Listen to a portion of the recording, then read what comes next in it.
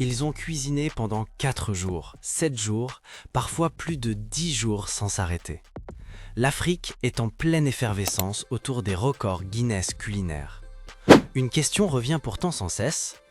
Qui détient réellement le record et pourquoi tant de performances restent encore en attente de validation? Depuis 2023, un phénomène inédit secoue le continent africain. Le marathon de cuisine Guinness. Des chefs, principalement en Afrique de l'Ouest, se lancent dans des défis extrêmes, cuisinant jour et nuit pour inscrire leur nom dans l'histoire mondiale. Derrière les caméras, les encouragements et les chiffres impressionnants, le système Guinness se révèle cependant bien plus complexe qu'il n'y paraît. Au Nigeria, un nom fait aujourd'hui figure de référence, Hilda Baci. Elle a marqué l'histoire en devenant la première africaine officiellement reconnue par Guinness pour le plus long marathon de cuisine en solo avec plus de 93 heures de cuisson continue. Son record, validé après plusieurs mois de vérification, a déclenché une vague sans précédent de tentatives similaires à travers le continent. Au Bénin, la chef Keith Sonon s'est lancée dans un marathon estimé à environ 150 heures. L'objectif était de dépasser largement le record existant. La performance est terminée, mais la validation officielle reste toujours en attente, faute de confirmation publique de Guinness World Records. Au Togo, 2 noms ont particulièrement attiré l'attention.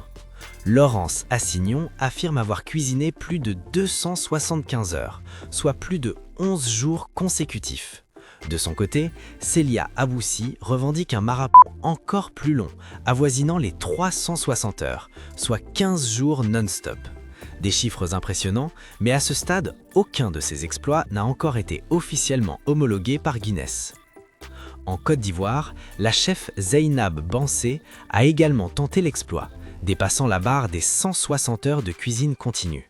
Là encore, la tentative a été largement médiatisée, sans pour autant aboutir à une confirmation définitive de Guinness World Records.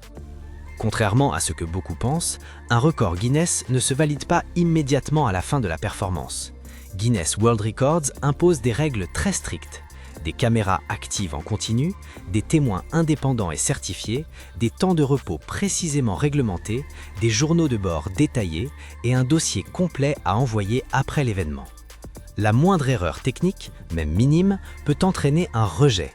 Ainsi, un chef peut dépasser largement le record précédent sans jamais être reconnu officiellement si une seule règle n'est pas respectée.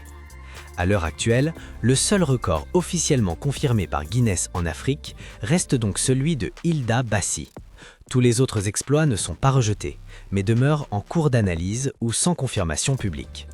Cela ne remet pas en cause les efforts des chefs, mais révèle une réalité essentielle.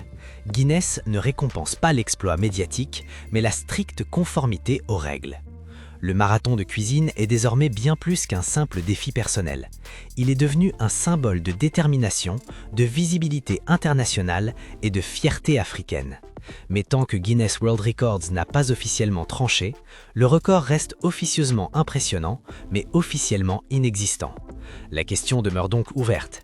Qui sera le prochain chef africain à voir son exploit définitivement gravé dans le livre des records?